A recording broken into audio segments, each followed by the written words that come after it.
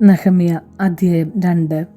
അർത്താക്സർക്സ് രാജാവിൻ്റെ 20-ാം ഭരണവർഷം നീസാൻ മാസം ഞാൻ രാജാവിന് വീഞ്ഞു പകർന്നു കൊടുത്തു.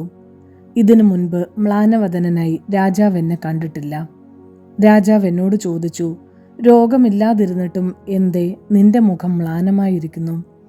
ഹൃദയവ്യഥയല്ലാതെ മറ്റൊന്നല്ലിത്.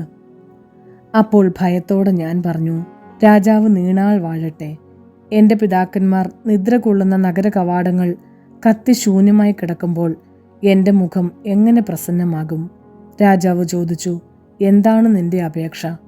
സ്വർഗസ്ഥനായ ദൈവത്തോട് പ്രാർത്ഥിച്ചതിന് ശേഷം ഞാൻ രാജാവിനോട് പറഞ്ഞു, രാജാവിന് ഇഷ്ടമെങ്കിൽ, ഈ ദാസനോട് പ്രീതി തോന്നുന്നെങ്കിൽ എൻ്റെ പിതാക്കന്മാർ നിദ്ര കൊള്ളുന്ന നഗരം പുനരുദ്ധരിക്കുന്നതിന് എന്നെ യൂദായിലേക്ക് അയച്ചാലും.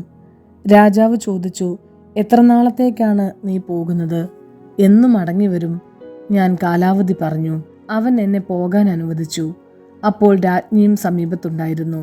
ഞാൻ രാജാവിനോട് അഭ്യർത്ഥിച്ചു, നദിക്കക്കരെയുള്ള പ്രദേശത്തൂടെ യൂദായിലെത്താനുള്ള അനുവാദത്തിന് അവിടുത്തെ ഭരണാധിപന്മാർക്ക് ദയവായി കത്തുകൾ തന്നാലും.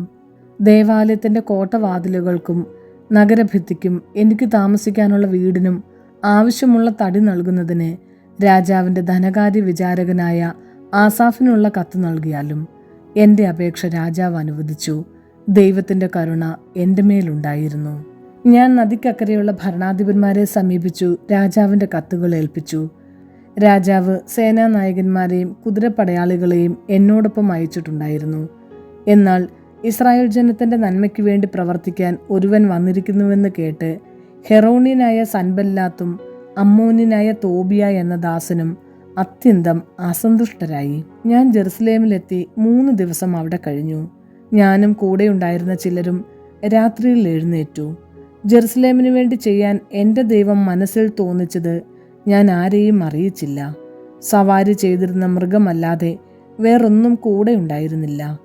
രാത്രിയിൽ ഞാൻ താഴ്വര വാതിലിലൂടെ കുറുനരിയുറവ കടന്ന് ചവറ്റുവാതിലിൽ എത്തി. ജെറുസലേമിൻ്റെ തകർന്ന മതിലുകളും കത്തി നശിച്ച വാതിലുകളും പരിശോധിച്ചു. അവിടെ നിന്ന് ഞാൻ ഉറവവാതിലിലേക്കും രാജവാപിയിലേക്കും പോയി. എന്നാൽ എൻ്റെ സവാരി മൃഗത്തിന് കടന്നു പോകാൻ ഇടയില്ലായിരുന്നു. അതിനാൽ രാത്രിയിൽ ഞാൻ താഴ്വരയിലൂടെ കയറി ചെന്ന് മതിൽ പരിശോധിച്ചു. തിരിച്ച് താഴ്വര വാതിലിലൂടെ മടങ്ങിപ്പോന്നു. ഞാൻ എവിടെ പോയെന്നും എന്തു ചെയ്തെന്നും സേനാനായകന്മാർ അറിഞ്ഞില്ല. യഹൂദർ, പുരോഹിതർ, പ്രഭുക്കന്മാർ, സേവകന്മാർ എന്നിവരെയും ജോലിക്കാരെയും ഞാൻ വിവരമറിയിച്ചിരുന്നില്ല. ഞാൻ അവരോട് പറഞ്ഞു, നമ്മുടെ ദുസ്ഥിതി നിങ്ങൾ കാണുന്നില്ലേ? ജെറുസലേം വാതിലുകൾ കത്തി നശിച്ചു കിടക്കുന്നു. വരുവിൻ, നമുക്ക് ജെറുസലേമിൻ്റെ മതിൽ പണിയാം. മേലിൽ ഈ അവമതി നമുക്കുണ്ടാകരുത്. എൻ്റെ ദൈവത്തിൻ്റെ കരം എനിക്ക് സഹായത്തിനുണ്ടായിരുന്നെന്നും രാജാവ് എന്നോട് എന്തു പറഞ്ഞെന്നും ഞാൻ അവരെ അറിയിച്ചു. നമുക്ക് പണി തുടങ്ങാം എന്ന് പറഞ്ഞുകൊണ്ട് അവർ ജോലിക്ക് തയ്യാറായി.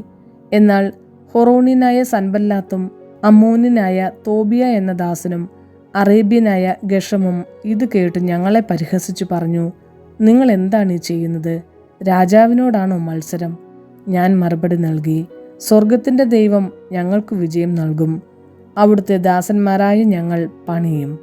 എന്നാൽ നിങ്ങൾക്ക് ജെറുസലേമിൽ ഓഹരിയോ അവകാശമോ സ്മാരകമോ ഉണ്ടായിരിക്കുകയില്ല.